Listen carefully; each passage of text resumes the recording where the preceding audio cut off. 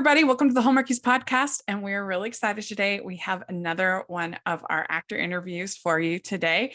And I am film critic Rachel Wagner, and Bree's here. Hello, everybody. And we have Alex Trumble here. Thank you so much, Alex, for coming on the podcast. Hey, how y'all doing? Pleasure to talk to you, ladies. Yeah, I'm so excited. We really enjoyed you in The Wedding Wish. And so we're going to talk more about that. And but first, we'd like to ask our guests to tell us a little bit about how you got started and what inspired you to get into acting. I was that kid in like the third grade play that, was the guy who, wanted to do the lead and all that. And so I guess I always kind of like had I grew up with a lot of cousins that were girls on my mother's side, and we would all get together at my grandma's house at the lake, and she had like weird costumes and stuff in her basement, and I was always like, let's put on a play, and like so we would all like get together and do it. So I don't know, it was always just like something that I was interested in. I watched a lot of movies growing up as a kid. The first time I ever wanted to kiss a girl, I told her I wanted to give her an Indiana Jones kiss.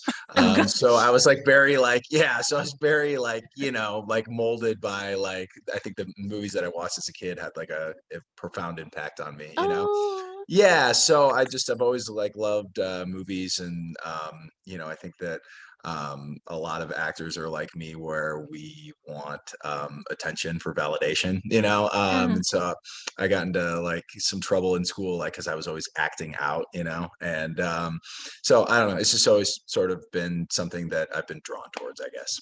I guess my follow-up question is, how did she respond to the offer of a Indiana Jones kiss, and were you successful? Yeah, I think I think I probably I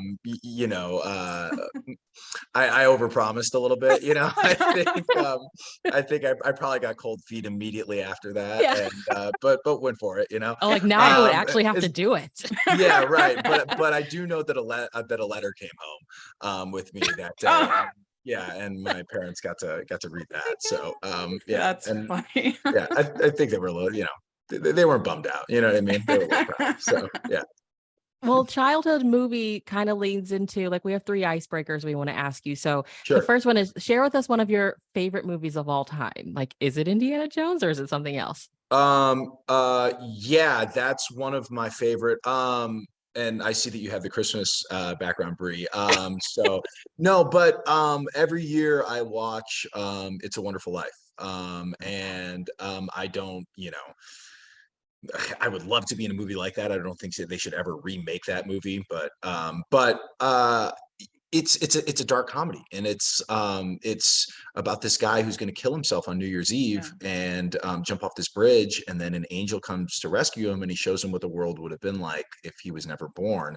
And it gives me chills just even talking about it right now. But Jimmy Stewart's incredible in it, and I think it was a dark comedy before dark comedies were really even a thing, and it was brave at the time to, bring that edge into something like a Christmas movie, so I'm drawn towards stuff like that, I guess, but I would say, that's one of my favorites for sure. Love that. It's so good. And actually they did try to remake it in believe it or not, I've never seen it, but in the like 1970s, Marlo Thomas Oh God. It's a Wonderful Life. You can't duplicate Jimmy Stewart, Yeah. I think it's just one of those things like Casablanca and Gone with the Wind, stuff like that. Like, you just don't remake them. Just leave it alone. Yeah. Right. No. Right. Yeah. Tell us something you know now that you'd go back and tell yourself at the beginning of your acting career. To not try to control things, to just in both your performance and in your career, you just have to kind of say yes to things, and just it's so much of it is not in the actor's control, and we all try to in front of the camera, I think we try to initially go for results, and we think that, you know, the scene or our performance should be sort of this way. And then in our career, we try to think, well, you know, if we talk to this person and then they get to like me, and then we, you know, meet this person, and then those two people meet, and and we connect all the dots. And a lot of it is just letting go, and you know, kind of trusting that that you're good enough in both in front of the camera and outside of the camera, and just look for, you know, the human experience, you know, and be with people, and yeah. And so that's, you know, I think I got stuck in going after results, you know, in front of the camera and off the camera, you know, instead of just, you know, just everybody's along for the ride, you know. Once that camera starts rolling, it's just we're all in the bus, and you know, we're wherever we're going is where we're going, you know. I think that's just great life advice. Yeah, totally. Yeah. Totally. Yeah. Okay, lastly, what's the last song that got stuck in your head? The last song that got stuck in my head was I guess it was right now it's that Bruno Mars song, Don't Believe Me, Just Watch. Come on. Yeah. Yeah. Totally understand. That's an earworm for Yeah. sure. It's a catchy one. Yeah. So do you remember the first role that you ever got on camera? The first role I ever got on camera. Yeah, I did a movie. I don't know if this was the first, but I did a movie in college. It was one of the first two or three. And me and a friend of mine, who actually lives in Los Angeles now as well and is doing well as an actor, we auditioned for this movie, and it was to play these fraternity brothers in a movie, and it was like this horror movie, and we became zombies. And Oh my gosh. and so and they shot it at our university, and we ended up booking parts in it. And the whole premise is there are these fraternity guys who break into this this like museum, and they open up this tomb, and this Oh. mummy spirit comes out, and Bad like choices. and no, just wait. And it hypnotizes them, and it takes over their bodies and turns them into zombies. And there's this Mexican wrestler, and his name's Mil Mascaras, and it's up to Mil Mascaras and his masked luchador friends, Yeah. to defeat the zombies and save the day. And so yes, and so this guy Mil Mascaras is literally like the Hulk Hogan of luchadors. And so that was one of the first movies I was in, and it took forever to come out, but it's a fun movie. And yeah, the director Aaron is still a good friend of mine. And yeah, so that was one of the first ones, and it was definitely an experience for sure. Yeah. I mean, I that was sold at like sounds like it. mummies, tombs. Like Yeah, as a horror fan, I'm like, I love this movie. And then the luchador like curveball kind of comes in, you know. Yeah. And zombies, Uh-huh. Yeah, it had that movie had everything, you know. everything. Uh-huh. That's funny. Well, I mean, you've done a lot of thrillers, so I'm curious about what the experience is like doing the thrillers versus doing the rom-coms. Yeah, I kind of like to if I was doing thriller after thriller after thriller, especially playing the bad guy, that would I wouldn't want to do that. But I You think know, it'd I be like the most fun to be the murderer. well, it is. It's fun, but I don't know. Sometimes Like it's just nice to make a girl laugh instead of Sure. like Yeah. pretend to, you know, Yeah. do whatever to her, I you can know? imagine like psychologically, you got to go somewhere to be able to do that, and to do that like a lot, I think would probably be a lot for you guys. Yeah, I would Yeah, understand you'd want to do some rom-coms in the middle. yeah, definitely. Yeah, but when I'm doing the thrillers, I still try to, you know, like I said, like my favorite types of movies are always dark comedies, and so I like to try to find, at least if it's not funny, at least some sort of fun.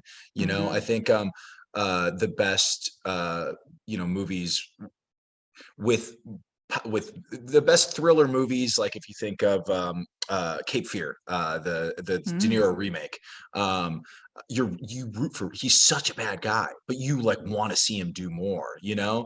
And I guess that's something that I try to accomplish is you know, how to if the villain's fun, then you want to see him do more, and you want to keep watching the movie, you know. And that's something that I try to, you know, Yeah. make happen Well, I mean, more. most recently in Fast X, which was kind of a it was a stupid movie, let's be honest. But Yeah, Jason Momoa was so fun in that movie. totally. I totally Right. his performance. I haven't seen it, guys. He I ju- stopped just after Tokyo Drift. No, I haven't even seen the movie, but I've seen the trailer and I'm like, it looks awesome. Like It he looks looks, great. yeah, he's having a good time out there, Yeah, no, he And that's really was hamming it up. it's Yeah. like it's fun to be bad, and it Yeah. should be fun to be bad, and that's Mhm. what the attraction of it is. You know what I mean? Like gangsters want to get into being a gangster in real life because it's fun to be a gangster, Yeah. So Yeah. yeah, so you kind of have to, take it from that perspective, I think. Ho, ho, ho. We'd like to take a second and thank our sponsor for this episode of the podcast. It's the Hallmarkies Patreon. Do you love Hallmarkies podcast, especially at Christmas? Do you enjoy the holiday previews, recaps, interviews, and bonus episodes? If the answer is yes, please consider supporting the Hallmarkies Patreon. We need your help to do what we do both during the Christmas season and all year round. But not only do you help a podcast led by strong, independent women by becoming a Patreon, you get to become a part of the Hallmarkies family. Starting at only $2 a month as a patron, you will have access to our Facebook Patreon group where we talk about the movies, shows, and more all year. We also have many monthly patron watch-alongs with guests like Lacey Chabert, Natalie Hall, Paul Campbell, Mary Lou Henner, and more, giving their behind-the-scenes details of their films. As a patron, you also have the chance to provide input into the podcast and even join us at different tiers.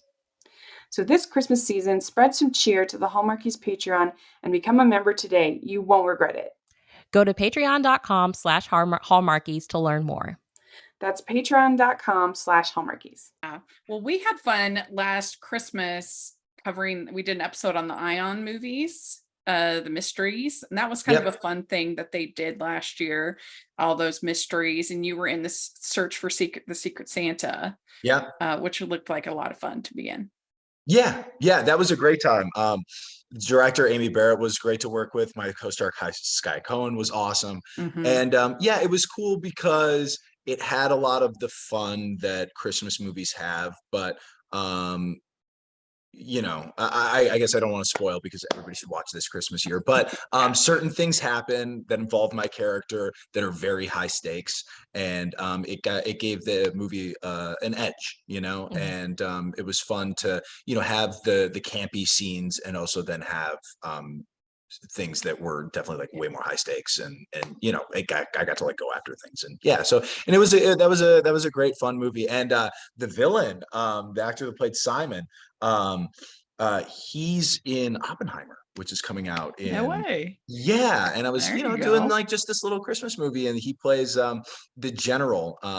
His name's Will. He plays the general in Oppenheimer, and I was watching the trailer. I went to Indiana Jones, and I saw him in the Oppenheimer trailer. Yeah, Oh, so look you at just that, you never Will know. Roberts. Yeah, totally. So you just never Way to know go. when you're working on these, little movies, little Yeah. TV movies. You never know. It's always the next step is who knows what then maybe you're Yeah. working with Christopher Nolan on Oppenheimer. Yeah, very cool. Yeah.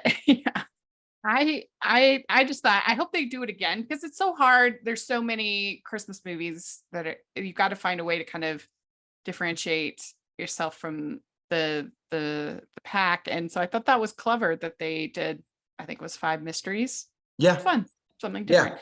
But you had Lucky Hearts already on Up TV this year, and you were like the executive that's supposed to help this cosmetic startup.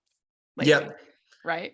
Yeah. So I played a character. His name is Simon, and my Mr. Werner is my boss, and so he sort of gives me the task of tracking down this makeup company, and working with I forget her the character name, but the actress Margie Mays played her, and yeah, it's very much opposing forces collide. I played like a very like pinned up, very by the book numbers guy, and she was an all over the place artist who had her own makeup line. And that movie was a lot of fun. And then you kind of come to find out that my boss has other intentions for this makeup company, and my character was caught in the middle of falling for Mhm. the girl that has the makeup company and sort of catching feelings for that, and also having these career aspirations of becoming this big venture capitalist, and so what's a Simon gonna do? Yeah. The boss In- always has other intentions. He Yeah. does, You yeah. can never trust these men of business, that's for sure. I But know. but in the movie, you have a bunch of times when you get lipstick on you. Yep. And I'm sure just so those scenes, you only have one shot in filming Uh, those, or do they they have had multiple a shirts? No, we had multiple shirts. We had a backup. But it was kind of, yeah, because we're shooting these movies in 9 days anyways. You really don't. It's kind of like one shot at it. But yeah, so I don't think we did a second take. And then Margie was wearing this really lovely pink dress, and she looked beautiful in it. And there was this scene where we were making pancakes, and I said, don't pull a Simon, meaning like don't get the pancake stuff all over. And we did not have a backup dress. And first thing she did was get pancake batter all over her pink dress. Yeah. So yeah, and sometimes little happy accidents like that happen too. And so we had to shut down quick and clean the dress and reset and everything. Oh my But gosh. but yeah, no, usually it's I mean, when you're watching these movies, we get a couple takes, but we're shooting these things, and I've shot some of them in 6 days. Oh my gosh. I thought you yeah. usually had 12 days. Yeah, no, 12 is great. 9, I was like, 9 days. Nine. Sometimes I just did one, and it was slated for 9, and the production was able to negotiate, like we need more time, so we got a 10th day. The Wedding Wish, I think we had closer to 18 days, and that's longer. But yeah, and that's I was talking to a camera operator, like the director of photography, on one of these thrillers that I did in Arkansas. And he said, I just look at it like it's the sport of doing these movies. That was a 12-day shoot, and it's, we don't have 100 days to shoot like David Fincher, That's a fun way to look at it. Yeah. So we're trying to make the best movie that we can make in the time that we have, and when you're ever watching a soap opera and, you see somebody who gives you it makes you feel something, or gives out a good performance in a soap opera, they're an incredible actor, because that's the only time that they ever did that on that set with that other actor in front of those cameras. Like I did a couple days on a soap, but Days of they our get lives. yeah, right. But they get one take, we got Yeah. one take. And when I was working on that show, it was, I flubbed a line, and they said, we'll just take it back. And they didn't take it back from the beginning. They take it back from the start of that sentence and just keep going, because they're cranking out 80 pages a day, Yeah, something that's crazy. unbelievable. Yeah. So, I think people like to, poke fun at this and that or whatever, but you got to keep in mind the time restrictions and the budgetary restrictions that everybody has during these movies, and we're just trying to do the best that we can do with the resources that we have and the time that we have, really. Well, and that's why it's so exciting when a movie like The Wedding Wish comes out, because there were so many parts of that movie that could have not worked, but it did work. And it was, we both really enjoyed it. We loved it. So for you, as someone that was in the movie, and it was really special to us. And like Rachel and I were chatting offline, and I was like, I just think that sometimes they don't realize like how big of a deal what they're part of right now is going to be to the viewer. And like, that's how The Wedding Wish was. We were like, this is so great. How would you, as someone that's in it, describe it to someone who's yet to watch it? The Wedding Wish is a kind of a fun and a little wacky ride about a girl who's about to have her 35th birthday, and a young woman who's about to have her 35th birthday, and is under the sort of delusion that she's going to find a husband in the next 6 weeks to marry on her 35th birthday. And As a fortune teller. Because a fortune teller, exactly, yeah, a fortune teller sort of casts this spell on her, kind of. So yeah, and yeah, I guess hilarity ensues, and it's kind of as wacky as maybe you would expect. We'd like to take a second and thank our sponsor for this episode of the podcast. Rachel Houck, the New York Times bestselling author of The Wedding Dress, presents a nostalgic coming-of-age novel. Summer of '77 was supposed to be the best summer of Summer Wilde's life. But after a teenage prank gone awry, everything changes. 20 years later, after her music career crumbles, she must face a reckoning with her past and the friends she lost to find her future. Purchase The Best Summer of Our Lives for 30% off and free shipping at bakerbookhouse.com. That's bakerbookhouse.com, or see the affiliate link in the description. This of Cabby, and she said that she really approached it as like a true comedy compared to some of these other rom-coms. Was that kind of how you looked at it too, that this was a little more screwball, it was a little sillier than like a lot of these other rom-coms? Well, yeah, my character is a children's book writer, and his hit is the world's smelliest smells, you know? And so I read that and I was like, all right, well, like clearly this guy's not taking his life seriously. So Yeah. why would I, so why would my performance be anything other than, like I'm just having fun, To me, And that's, it kind of felt like something that like Doris Day would have been in, yeah, in that era. Yeah, and I think that in that era, those were, they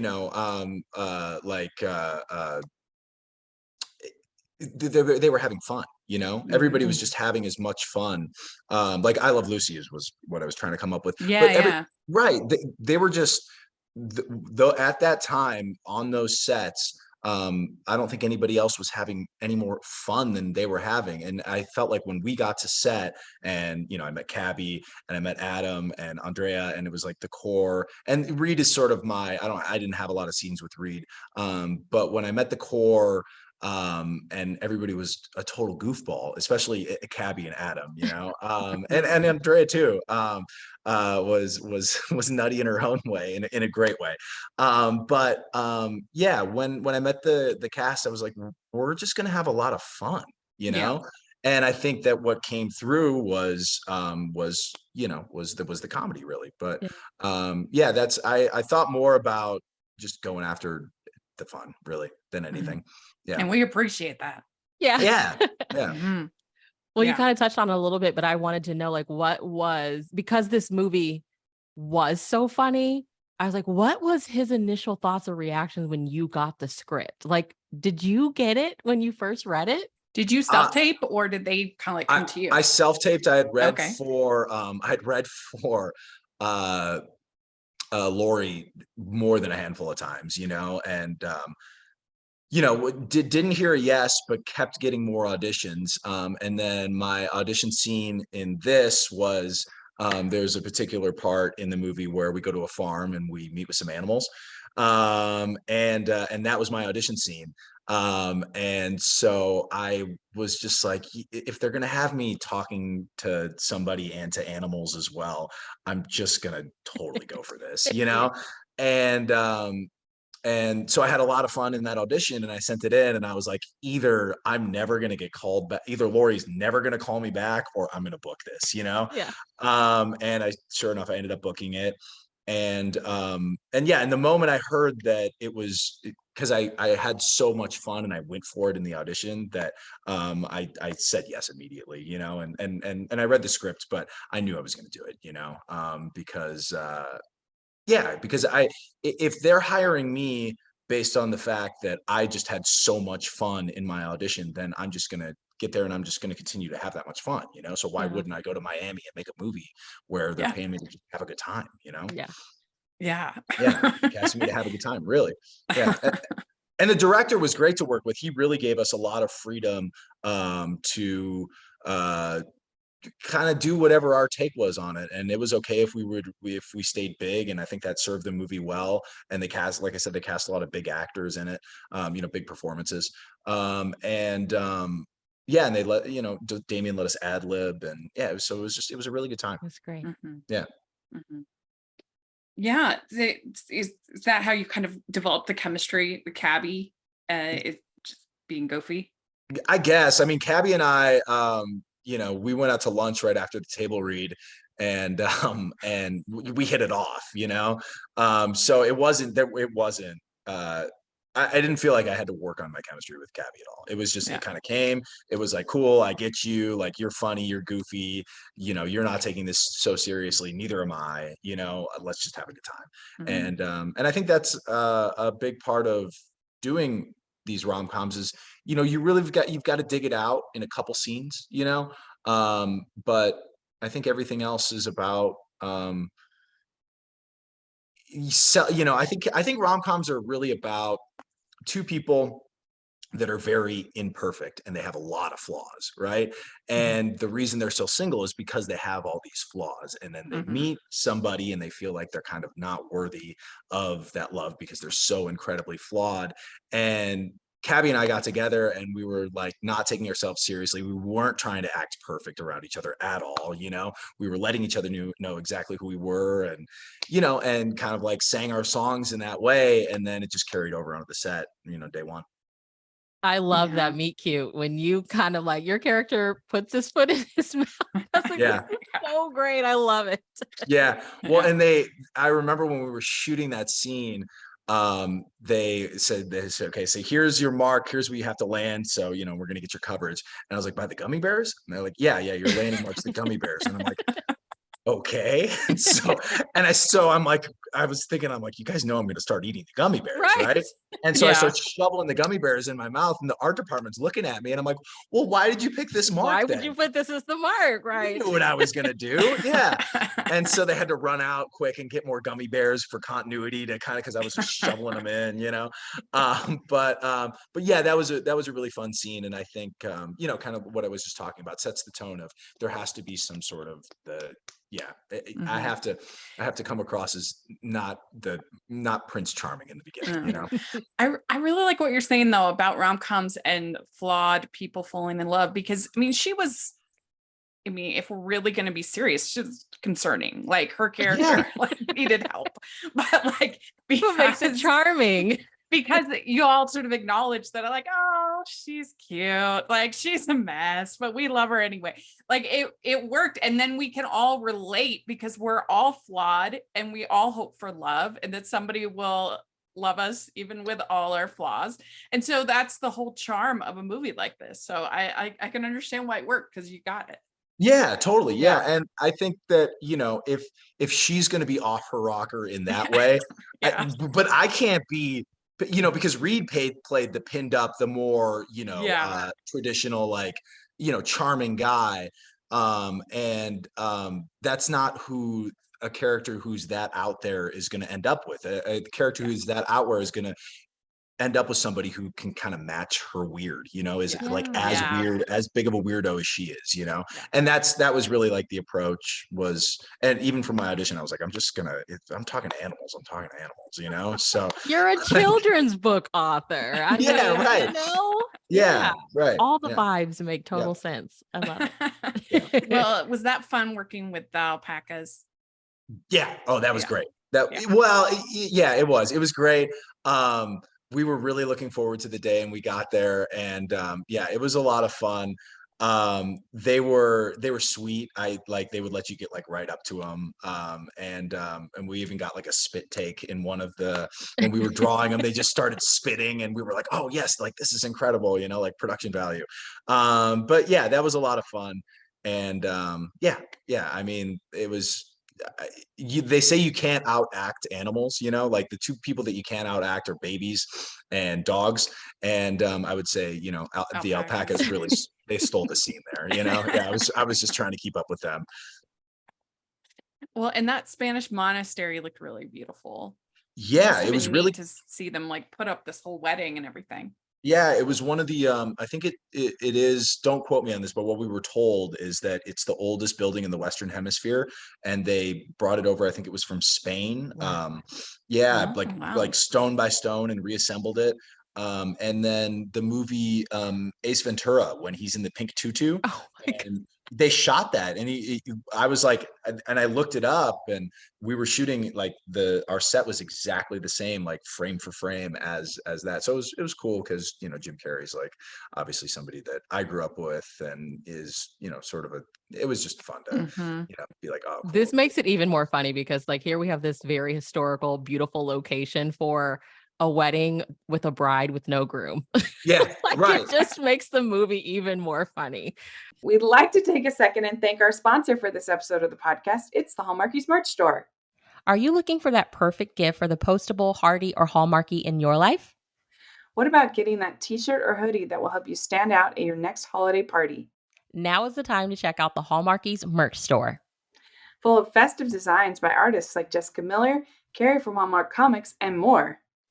You can even have more than just shirts, but totes, cell phone cases, notebooks, mugs, and more. And it isn't just Hallmark. We have designs for Anna Green Gables, Man from Snowy River, The Nanny, and more. Every purchase at the merch store goes to help support the podcast and allows us to make the great content you know and love. There are frequent sales, so go to tpublic.com/stores/Hallmarkies or see the link in the description. That's tpublic.com/stores/Hallmarkies. I would like to know, like, we've been talking a lot about how fun the movie is and for you, how fun it was making, but like, is there anything that you hope viewers take away from their experience of watching it? I guess that, what I felt like we were kind of doing in the movie, or what we, not even necessarily, but what ended up happening was life isn't perfect and it never really goes according to your plan. Yeah. And that's the silver lining of everything, and that's the beauty of life, really, is that if everything went perfectly according to our plan, there would be no point. So yeah, I would say that's look for the silver lining and just enjoy the the madness or the chaos or whatever. Yeah. Yeah. You never know when a hot children's book author may just come into your life. You really don't, he could be right around the corner with coming. Yeah. What have your friends and family had a chance to watch the movie? What they think of it? Yeah, my friends and family have all They like watched that it, one. and everybody really likes The Wedding Wish, especially like I grew up in the Midwest, and so my buddies in Minnesota, I'm like, watch the goofball one, like watch the funny, Because you have to be careful who you recommend the thrillers to. Yeah. Well, yeah, right, yeah. It's funny. I'm at my parents' house right now. I drove out here from LA just yesterday to live in Arizona, because I do these thrillers and I'm like just this like sick guy, and actually funny enough, I just wrapped on a thriller like May 29th of last year, 2 years ago or something like that. And then I flew out to Florida and I started The Wedding Wish the next day. And I went from this like guy who I was like a crazy abusive husband to a children's book writer, and it was like, yeah, but I'm a little bit more, scared to recommend, especially to my family, to watch the thrillers. But the one person that just, my mom is just like, go, like So are you like a hot dish or a casserole family? Like, I've had a lot of hot dish, but it's mostly at friends' houses. I'd say more of a casserole family, I would say. Okay, I'm originally from Missouri, so I always have to ask other Midwesterners. I went to University of Missouri, MIZ. Wow. Well, I know because you shared on your Insta story, you shared about our recap. So I have to ask, what do you think of our recap? Oh, yeah, no, I loved it. Yeah, that's why I shared. Yeah. Thank you. No, I loved it. And I thought that, that Cabby did a great job too. And I'm like her number one fan as well. So she's so good. Yeah, no, it's that's why I jumped at the chance to be here, Thank you. I think we got to talk to the UpTV people and we got to get you and Cabby in a Christmas movie. Yes. Yeah, right. I know. Absolutely. You call your people and you make it happen. I wish we had that kind of power, but I'm just putting it out. If we don't see your name in a lineup when we talk to our UpTV gal during the holidays in the next couple of years, we're gonna have words. Okay. Right. Take those auditions. That's all we're saying. Yeah. And I think it should probably be a Christmas comedy too. I like doing the thrillers, but with Cabby, it should be, we should do a little. Oh my gosh, that would be so fun. Yeah, she's got the best facial expressions. You would also be such a good in like one of those, like one of our mysteries that come on like Sundays or something. Like bring the mysteries back. You would be a great detective. Well, I actually just wrapped. I just did a detective movie. A friend of mine, Brittany Underwood, who's friends with Cabby as well, directed. She was in one of the Ion. Yeah, she was. Mysteries. She Yep, that's right. The one where it was Santa Prince Switch or Prince whatever Charming, it was. something like that. Yeah, that was hilarious. Yeah, and I just worked with the guy who directed that movie, Peter Sullivan. But yeah, so I played kind of like a wisecracking detective wow. in a movie that's coming to Lifetime soon. Yeah, it's in post-production and they're editing it together now. Well, Peter's Awesome. friend of the podcast. So Peter, if you are watching, we want Cabby and Alex Christmas movie 2023. There's still time. Come on, Peter. Yeah, I saw it. You just had him on recently, right? Well, it was for the holiday season, but got you. Okay. But we love him. He's awesome. Oh yeah, it was great working with Peter. Yeah. I just wrapped on a thriller with him just a couple weeks ago. And hoping to work together more. But it was fun. It was a lot of fun. We're putting you put good karma out there. Hopefully it'll will be. Yeah. I'm writing the story in my head. Like we're putting ideas into the universe, you know? I can see Alex as like top New York City male matchmaker or something. Ooh, okay. Yeah. All right. I'd shoot a movie in New York. Let's do that. Yeah. Oh, sorry, there's like a siren. I don't hear that. Okay. What if you were working as a Santa in like somewhere in New York, working as Santa. She's working as the elf. She gets a crush on Santa. I like this. Can you see Cabby as an elf? She would be so totally. cute. Yeah, absolutely. Yeah. And then you can see me as a Santa. No. I would love to be a Santa. Who went viral on TikTok. Yeah. Oh my God, I would love to be Santa. Yeah. I watch Bad Santa. The Santa Crush. Who would not watch that? Yeah. You're right. Exactly. Everyone in the world would watch. Everyone, I think Santa Crush. The Santa Crush. Yeah, let's make this happen. You know what, Rachel? I think you got a few. And Bree, I think you two got a future in producing, writing. You know, you got the available. Yeah, right. Yeah. Let's get it's just us being selfish and wanting you to be in more movies that we can talk about. Okay. Yeah. If somebody makes the Santa Crush, I want to be executive producer. Right. Yes. Okay. Well, after all that silliness, you do have another one listed on you have like 7 projects on your IMDb listed upcoming. Unbelievable. I'm fortunate. I got lucky and I'm blessed to be staying busy right now. And I'm just trying to keep it going. Yeah. We love that. But you had a Misconnection. Do you know when that's coming? It looked kind of fun. No, it's hopefully it's the real one that also did the other 2 rom-coms that we talked about, The Wedding Wish and Lucky Hearts. And I shot that with the same crew and same director as The Wedding Wish out in Florida. And it's about a guy who meets a girl on a train at a train stop, and she has to get on the train before he gets her number, and he goes home and he writes a misconnection, and then they link up years later in interesting circumstances. But I don't know when it's going to be out.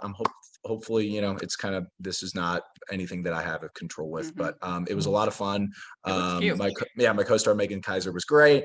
You know, hopefully it'll be out, you know, later this year or something. It's kind of like a fun destination wedding travel movie kind of thing. Ooh, okay.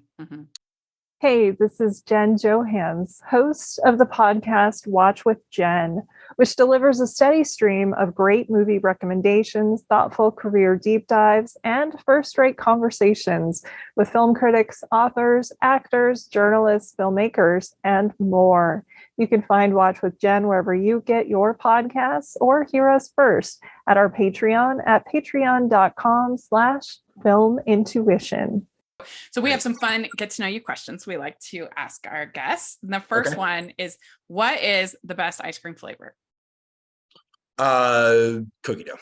I agree. That's a very popular answer. That's not an opinion question. That's the right answer. Yeah, that's the right answer. That's the right answer. Favorite color? Favorite color? Blue. Okay. What music are you into right now? Right now, I am into, I did a thriller last year in Arkansas, and I got to set, and they asked me, do you like country music? And I was like, no, I don't really listen to country music. And they go, here, listen to this. And they sent me this YouTube link to a Tyler Childers song called White House Road. And I put it on my car. They got me a rental car. I put it in my car on the ride home, and I listened to country music all night and all the next morning. And I got back to set, and I was like, I don't like country music. I love country music. So I never thought I would say that, but I'm on a new, I've been on a country music kick kind of. So being a Midwest boy, it shouldn't have taken you so long. I was so resistant for so long, and then so kind of into the country stuff. Yeah. Nice. Love it. What is your go-to like night out food?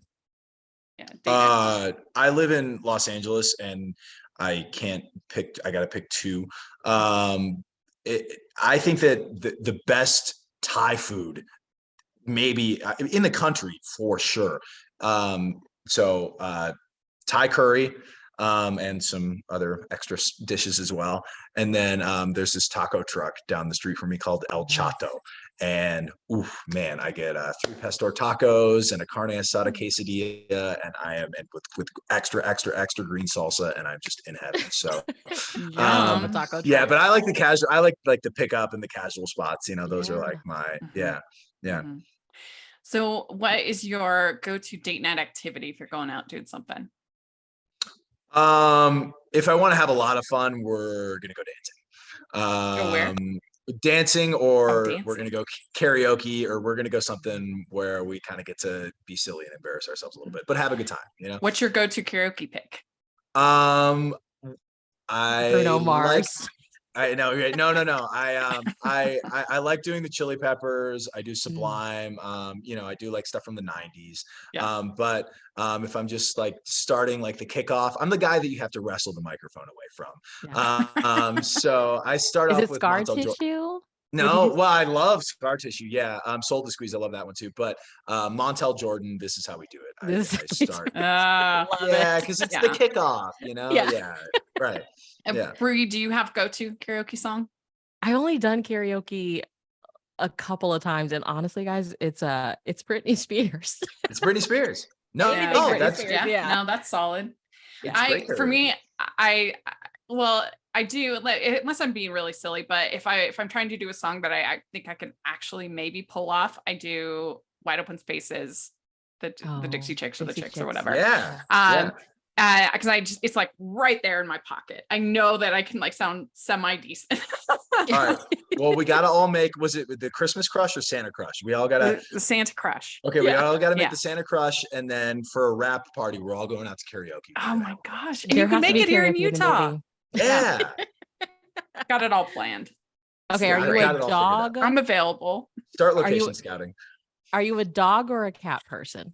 I'm a both person. I love animals, and cats are so weird and goofy that I can't pass them up either. But dogs are, they're so lovable, and we could work them into our movie. I think so. They could have they could be the instead of the reindeers, we could have Yeah, he's literally been in a movie with mummies and zombies and right. Nothing's off limits. Yeah. All right, which do you like better, beaches or mountains? I like the mountains. Okay, good. Not by much, but I do. I like, especially in the winter. I love them, but they're so pretty in the summer too. Yeah. Where are you at in Utah? I'm about 20 minutes south of Salt Lake. Okay, nice. Yeah. I went to ski Deer Valley and Park City just 2 years ago, and I love Utah. Utah's amazing. It's pretty fun. Yeah. What is your favorite holiday? I can't just pick one. I have to pick two again. It's your show. You tell us whatever. It's your show. I know I'm breaking all the rules, ladies. I like the 4th of July because it's just about having fun and barbecuing and drinking beer and partying and eating. And then for the same reasons, I like Thanksgiving because it's about hanging out, watching football, drinking wine and eating a lot of food. But I like the social holidays where, like that. And it's, Christmas is great and everybody gets together, but there's, the expectations and the gifts and this and that. And I'm just more about the getting everybody everybody together and, Yeah. you know, seeing family or friends. So yeah, for friends, I like the 4th of July, and for family, I like Thanksgiving. See, we need more 4th of July made for TV movies. I tell Rachel every year, I'm like, why doesn't New Year's there? You could do so many fun rom-coms with New Year's. I feel like those in between seasons kind of get the shaft. We need more of those. Yeah, yeah, right. Like it's about like, you know, a girl who's had the worst marriage, you know, and he's just trying to control everything about her, you know, and what she finds on the 4th of July is how to take back the freedom in her life. Oh my gosh. There we go. Genius. There we go. Yeah, Like, beautiful fireworks. Right off the dome. Yeah, yeah. Well, and we need more Thanksgiving movies, because I was on with Screen Drafts doing their best Hallmark Christmas movie episode, and I said that Love at the Thanksgiving Day Parade was one of the best Hallmark Christmas movies, and they tried to claim that that was not a Christmas movie because it was set on Thanksgiving. And I'm like, that's ridiculous. The whole ending of the parade is Santa Claus. And everybody knows that Thanksgiving's the kick. Everybody knows Thanksgiving's the kickoff to Christmas. I mean, come on. Yeah, everybody knows that. Yeah. So I think the bias has to be broken. We have to fix it. Yeah. Well, it's part of Christmas. It's part of the holiday season for sure. It is. Yeah, it's the start of the holiday season. Yeah, right. Yeah. All right. Last question. What is your favorite Hallmark or romantic movie? Rom-com. Okay, my favorite rom-com is because I've been getting into rom-coms more lately too. I guess The Breakup with Jen Aniston and Vince Vaughn is a really, really good one. I like the stuff that Ryan Reynolds does too. What was the Proposal was fun. But The Breakup, final answer, The Breakup. Yeah. I love it. Good. Yeah. Very good. Well, you did it. You answered all the questions. Woo! I mean, I got it down to one answer finally. You did. And we pitched like 5 amazing movies. So I know. You're welcome, Up TV and Hallmark. Yeah, I'm tagging everybody in this. You know, we need to get this done. Yeah. Well, very good. Well, thanks so much for talking with us. And do you have social media or something like that you want to share? Yeah, sure. Yeah. My oh boy. My Instagram, so my last name's Trumble, and so my Instagram handle is Everyday I'm Trumbling. So click follow, share. I'll share all of my my upcoming, you know, stuff on that. But yeah, give me a follow. Very good. And we'd like to thank Alex for coming on the podcast. This was so much fun to get to talk with him. We had a blast. And Bree, where can people find you? I am at Bree Unabashedly on the socials and the Categorically Romance podcast, and here on the Hallmarkies team. Yes, and you can find me at Rachel's Reviews, all of our social media, iTunes, YouTube, and on Rotten Tomatoes. So check that out. Also, make sure that you're following the podcast, Hallmarkies Pod, Hallmarkies Podcast, all of our social media. And if you are listening on iTunes, please leave your ratings and reviews 5 stars. It really helps us a lot. And if you are watching on YouTube, please give the video a thumbs up and subscribe to the channel. We sure appreciate that. And then we also have our Patreon group where you can be part of watch-alongs, where you can be part of our weekly exclusive reviews that you get. So it's definitely worth your time to be part of the Patreon. And then we also have the merch store. We can get all kinds of fun podcast merch, so check that out. And thanks again to Alex. We really appreciate it. And we'll talk to you later.